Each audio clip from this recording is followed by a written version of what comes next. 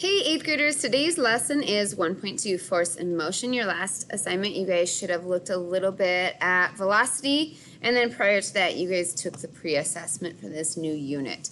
Alright, for today's learning targets, I can identify 5 ways in which an object can change motion. So in this first chapter, we're going to really focus in on what kind of movement an object can make.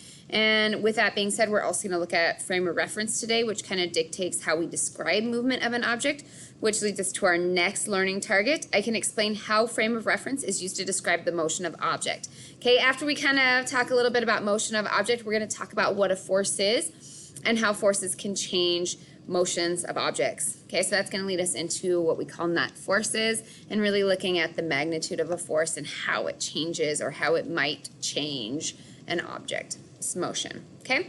All right. So since we are starting a new unit, your guys' next slider activity is your notebook. So you guys will need to set up your notebook for this force and motion unit. So you'll need to open up your OneNote. You guys will click Add Section. So here's my OneNote. You'll click Add Section once, and you guys are going to title this one Force and Motion. So you guys can see it right there for me. Okay. And then you guys will already have an untitled page there that you guys can rename vocab. And then you guys can click Add Page twice. Name your second one Key Concepts, and your third page that you guys add will be Newton's Laws of Motion, where we basically talk a little bit about Newton's first, Newton's second, and Newton's third laws of motion and how it relates to what we're learning today. So this kind of frames out our 3 chapters of this unit. Okay, then in your vocab page, you guys are going to add velocity. So velocity is right here. When we did the tortoise and the hare assignment and our last assignment, we talked a little bit about speed. And I also mentioned that there was velocity, and velocity is very similar to speed, but there's one big difference, and that big difference is highlighted in this definition. Velocity is the speed in a particular direction. So really we talk about which direction an object is traveling, and that is a big part of velocity. So we really don't talk about just speed. When we talk about velocity, we talk about the direction it's moving as well. So velocity is the speed in a particular direction. You guys will also add the unit question, how do forces affect motion? That kind of is going to cover quite a bit for us throughout this unit. And it's pretty simple for our first chapter where we talk about just how a force can change motion in general. Okay, so how do forces affect motion? Go ahead and add that into your key concepts page. Okay, and once you guys have those 2 things added, we're going to go ahead and move on to your warm-up for today. How can the motion of an object that is already moving change? So think about an object that is already moving and describe what you guys can about how that can change. Okay, how can the motion of an object that is not moving change? So an object that is not already moving can, so get rid of those ellipses and type the rest of your answer there. Okay, so those are your warm-up questions. Okay. Remember that at any point you guys can pause this video and take care of whatever activity I just described and then move on to the next activity. All right, with that being said, let's go ahead and move on to activity 3. So in activity 3, you guys have 2 videos to watch. Okay, the first one's called The Missing Seconds, and that's that cheesy Amplify video that they always give out that kind of describes that underlying phenomenon. In this case, we're going to be talking about a space pod. And the fact that we kind of lost our feed for this space pod and it disappeared. And so we're going to try to figure out what happened to that pod based on what we're learning about force and motion. Okay, so you guys will right click that and open it up. It looks a little bit like this, so it shows kind of like a NASA control room type scenario where they're talking about docking this pod with the space station to collect some asteroid samples or some rock samples, and then it just goes missing. Okay. Your second video that you're going to watch is called OSIRIS-REx Touches Asteroid Bennu. Okay, this is an actual little introduction to a space pod that was sent out into space. This was in the last year, I believe. Yep, 2020, so not too long ago. It was sent out to collect rock samples from an asteroid named Bennu. Okay, and we're going to see some similar things that happen to that asteroid that also happens to this fictional space pod in the Amplify phenomenon. Okay, so we'll kind of be following this little news story throughout as well and tying it into what we're seeing with our phenomenon. So this isn't just a made-up thing. This is something that we actually do with science and NASA and whatever you guys want to describe as far as space travel and space exploration. Okay, so we'll pause this video, watch both of those 2 videos, and once you guys are done, we'll move on to activity 4.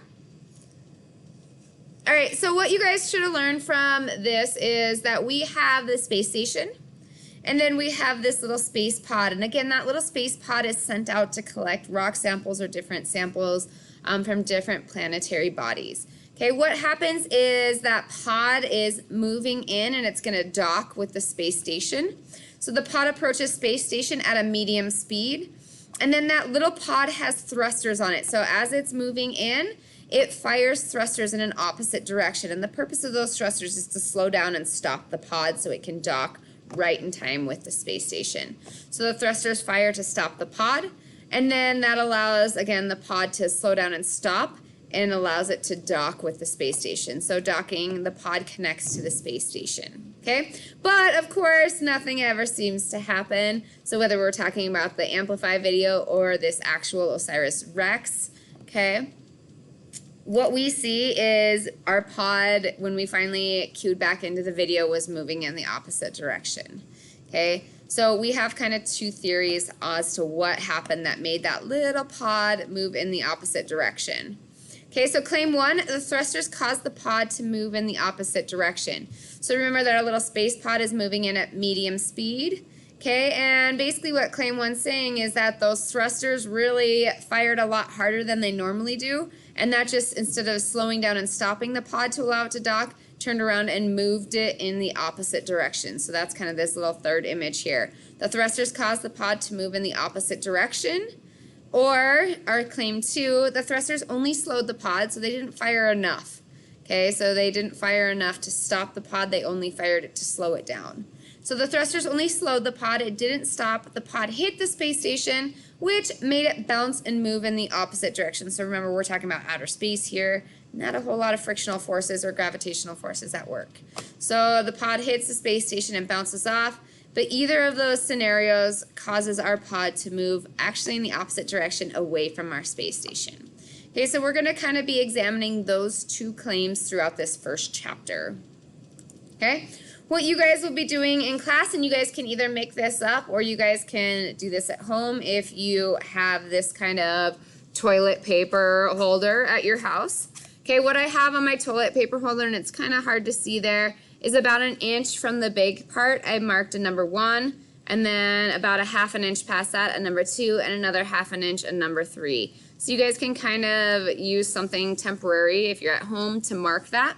And then I also have a jar lid, so you guys could find something light similar to a jar lid. It doesn't have to be a jar lid, but you guys can find something light to kind of do this. And then all you really need is that 1 inch mark. So again, here's the little big part of our toilet paper holder. And then about an inch away, you guys can mark the number 1 on that. Again, something temporary so your parents don't get mad at you for marking up your toilet paper holder, even though most of the time I'm sure toilet paper is covering that. Okay, so what you guys will be doing is using this to launch the lid. You guys will hold this down. Your little side of your launcher will hit the jar lid or whatever you guys find to launch. And you guys will only work into the 1 position. So you'll only be pushing that in or depressing it about an inch. Okay, you'll hold this in with a hand, and the other hand you'll use to launch your lid or whatever you guys found to launch across the table. Okay, so use the materials on your tray to investigate the guiding question. Record your notes in the table below. One possible answer has been provided to help you get started. So we're going to talk about on the next slide. So note, you are not required to use the spring launcher for every child, but when you do, be sure it's only at level 1. So you guys can kind of mess around with this little without the launcher as well. Okay, so in what ways can the motion of the object change? So our motion of our object in this case is going to be our little lid, or again, whatever you found to launch at home. Okay, an object that is already moving can, and an object that is not already moving can. So that's kind of going to be what you guys are answering for these first 5. Okay, so let's take a look at this table. An object can, you guys will fill that out. Okay, what are the 5 ways an object's motion can change? So you guys use what you learned in this activity. Again, if you don't even have one of these launchers, you guys can just use your fingers to apply a force. You can maybe flick, but try to flick about the same amount every time. Okay, and just see how you can move maybe a pen or a pencil or something flat that can slide, whatever the case is. Okay, so you guys will go ahead and fill out this table. What are 5 ways you can change the motion of an object? Remember to kind of focus on these 2 starters. An object that is already moving can. So what are some ways you guys can change an already moving object? And then an object that is stopped, how can you change that motion? Okay? All right. And then once you guys have that table filled out, you guys are going to move on. We're going to talk a little bit about motion. Okay, so if I walk across the front of this screen and I am dribbling a tennis ball by bouncing it on the ground, okay? If you guys are watching me do that as I walk across the screen, you guys would see the ball moving in a motion that looks like this, okay, as you watch the ball and keep your eyes focused on that ball as I walk across the screen. However, from my frame of reference, if I look down, all I see is that ball going straight down in front of me, okay? It's the same as if you guys are sitting on a train, okay? If you're sitting on a train and the train is moving 60 miles per hour, from your frame of reference, how fast does it look like you're moving, okay? If I look down and I'm sitting on a train, I'm not moving at all, okay? I can see that I'm sitting, my legs aren't moving, but when I look out the window, it looks like the scenery is moving. So that's a different frame of reference than someone who's maybe standing out on the landscape next to the train, okay? Obviously, they look up, they see that they're not moving, but they look up and they see the train moving with me in it at 60 miles per hour. So really, those are two different frames of reference that we talk about when describing motion. You guys will see those talked about in this video. So you guys will need to take a second. You'll right click and open this link up, and you guys will watch this video about frame of reference. Okay, so it gives two really good examples similar to what I just did. Okay, so again, when we're talking about describing the motion of an object, it's important to really consider what frame of reference you're describing from. And for the most part, we'll take a pretty standard frame of reference. Okay, once you guys are done watching that video, come on back to this video and we'll talk about part 6.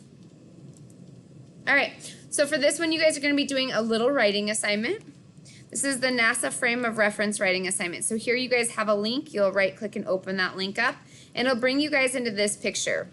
In this little assignment, you guys will choose between 3 different writing assignments. You guys can either do the one about airplanes, you guys can do the role of a baseball, or you guys can do the role of a raindrop.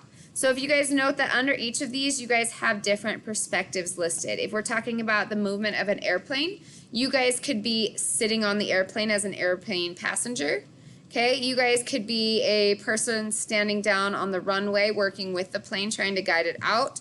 Or you guys could be another passenger in another plane. So if you guys have ever been to an airport or been on a plane, you guys know that there's all the terminals, and there's usually planes in different terminals. It's kind of that concept of when you're sitting on a plane and you look and you see the other plane moving and you're like, oh my God, are we moving? What's happening?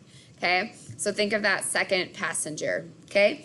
As far as the baseball goes, there's 3 perspectives there where you guys could describe the motion of the baseball. Okay, you could be the pitcher throwing the ball.